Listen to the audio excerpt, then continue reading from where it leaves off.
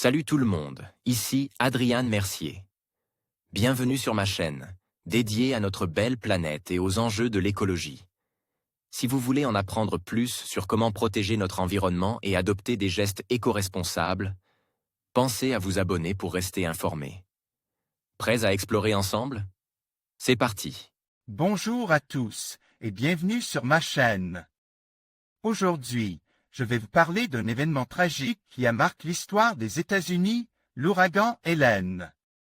Dans cette vidéo, je vais vous expliquer ce qui se passe dans les Appalaches et comment cette catastrophe a eu des conséquences dévastatrices pour des milliers de personnes.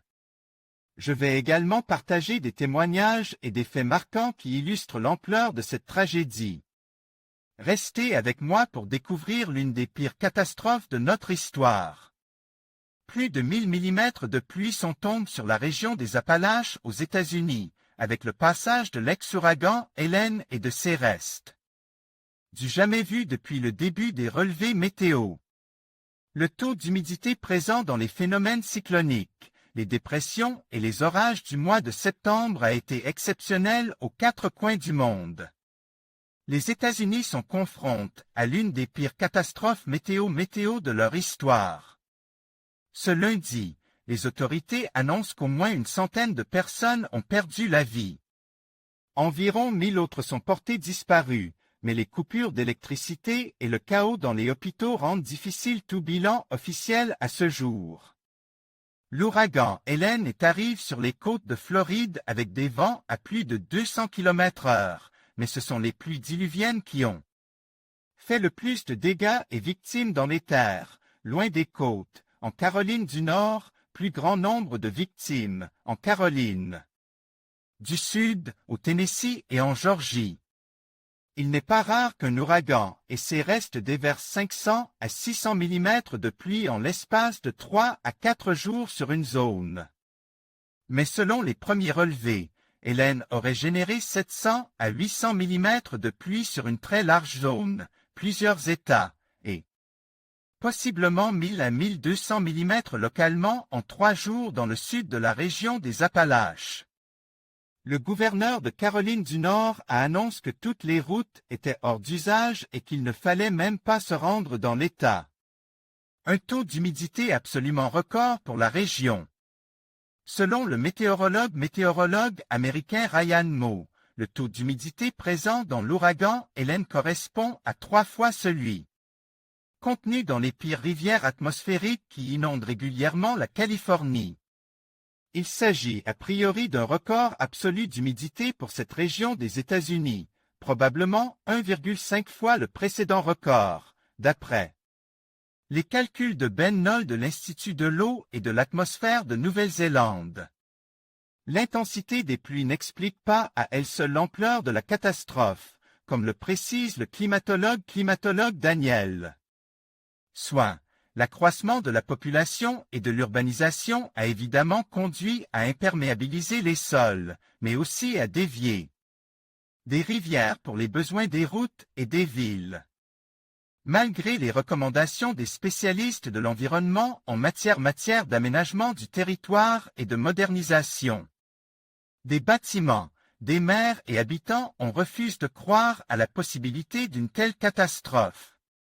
Cela n'était jamais arrivé en 150 ans de relevés et bien que le phénomène météo ait été très bien prévu par les météorologues plusieurs jours à l'avance, personne ne voulait y croire. Les ouragans méritent une nouvelle classification. Face à l'événement pluvieux sans précédent associé à l'ouragan Hélène et à la multiplication des phénomènes cycloniques charge de précipitations diluviennes, l'organisation Hurricane Network propose même d'abandonner la classification habituelle de Saffir-Simpson. Cette échelle, qui classe l'intensité des ouragans de 1 à 5, se base presque uniquement sur le vent. Or, les plus gros dégâts ne sont pas liés au vent fort, uniquement sur les côtes. Voilà pourquoi l'organisation souhaite une nouvelle classification plus adaptée à ce qu'on peut attendre au niveau des dégâts. Celle-ci doit prendre en compte la quantité de pluie qui tombe, la submersion des côtes avec la montée de la mer, la taille de l'ouragan et sa vitesse de déplacement. Un ouragan très étendu et qui se déplace lentement et fait plus de dégâts. Des phénomènes pluvieux extrêmes à répétition dans le monde. Septembre 2024 a été marqué par des inondations à répétition dans le monde. Alors que l'ouragan Hélène dévastait le sud des États-Unis, l'ouragan John inondait également la zone d'Acapulco au Mexique, la même région déjà submergée par les eaux un an avant avec l'ouragan Otis. Quelques jours après, des pluies diluviennes ont provoqué un glissement de terrain dramatique au Népal avec au moins 120 morts à déplorer. 240 mm d'eau sont tombés en 24 heures. La Turquie, le Maroc, l'Algérie, la Grèce, l'Espagne, la Pologne, la République tchèque, l'Italie, le sud de la France ont également connu des inondations importantes, entre autres liées à la dépression Boris très pluvieuse. Depuis plusieurs mois, le taux d'humidité présent dans l'atmosphère au niveau mondial est record, une conséquence du réchauffement climatique prévu depuis longtemps par les climatologues. À chaque degré de réchauffement supplémentaire, le taux d'humidité dans l'atmosphère augmente de 7%. Mais il ne s'agit que d'une moyenne mondiale, et pour des phénomènes violents comme des dépressions, des orages, des tempêtes tropicales et ouragans, ce taux peut augmenter de 20 à 40%, voire plus. En conclusion, l'ouragan Hélène a laissé une empreinte indélébile sur les Appalaches, marquant l'une des pires catastrophes de l'histoire des États-Unis. Les pertes humaines et matérielles sont incommensurables, et la résilience des communautés touchées est mise à l'épreuve. Il est essentiel de se souvenir de ces événements tragiques pour mieux comprendre les enjeux liés aux catastrophes naturelles et pour renforcer nos efforts en matière de prévention et de préparation.